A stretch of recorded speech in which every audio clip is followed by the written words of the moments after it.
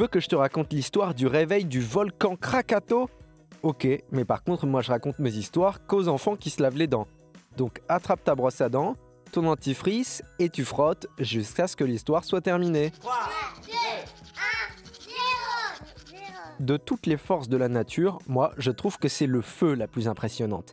Après attention, hein, une tornade, un tremblement de terre ou une vague super géante, je dis pas que ça fait pas peur, hein, mais le feu, c'est presque magique. Quand tu le regardes à travers la vitre de la cheminée ou sur un barbecue, on dirait que c'est vivant, que ça danse.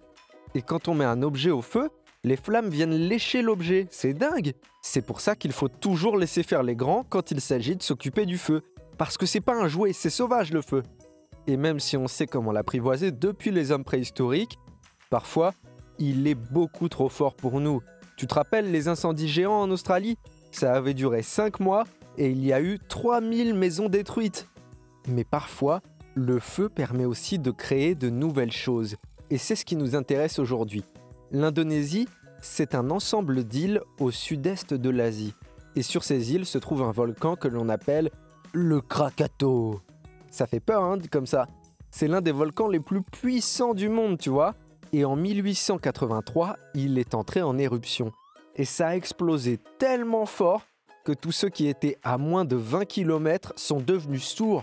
Le nuage de cendres était tellement énorme que ça a caché le soleil. Et il a fallu 5 ans pour que les températures reviennent à la normale. De cette catastrophe est même née une île que l'on appelle l'Anak Krakatoa, l'enfant du Krakatoa. Tu te rends compte, il y a eu tellement de lave qu'une fois que la température est retombée et que le magma s'est refroidi, eh bien une île était née et la vie a pu commencer à se développer sur cette île. Sauf que le Krakatoa vient à nouveau de se réveiller. Tu veux que je te raconte? D'accord, mais d'abord, est-ce que tu savais que les dents des lapins et des écureuils n'arrêtent jamais de pousser? Ils sont toujours obligés d'user leurs dents sur des noisettes et des écorces pour éviter de se retrouver avec des dents trop longues. T'imagines toi un lapin avec les dents qui traînent par terre? Ça ferait super peur. Et en attendant, n'oublie pas de brosser les tiennes. Je reviens à mon Krakatoa.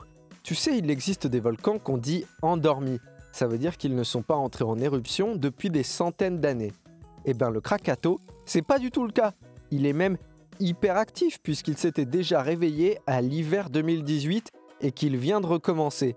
Mais cette fois, ne t'inquiète pas, c'était bien moins fort. La colonne de fumée est montée jusqu'à 500 mètres au-dessus du volcan pendant 40 minutes. Et puis c'était fini. Pas de nouvelle île pour cette fois. Bon, montre-moi un peu tes dents. Fais A, fais I. C'est pas mal ça, bien blanche comme il faut. Tant pis pour vous les caries. Allez maintenant, au lit. Je vais pas aller me coucher. Retrouvez les épisodes des Dents et Dodo sur le site et l'application BFM TV et sur toutes les plateformes de streaming.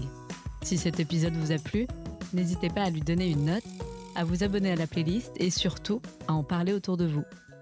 C'est un podcast BFM TV.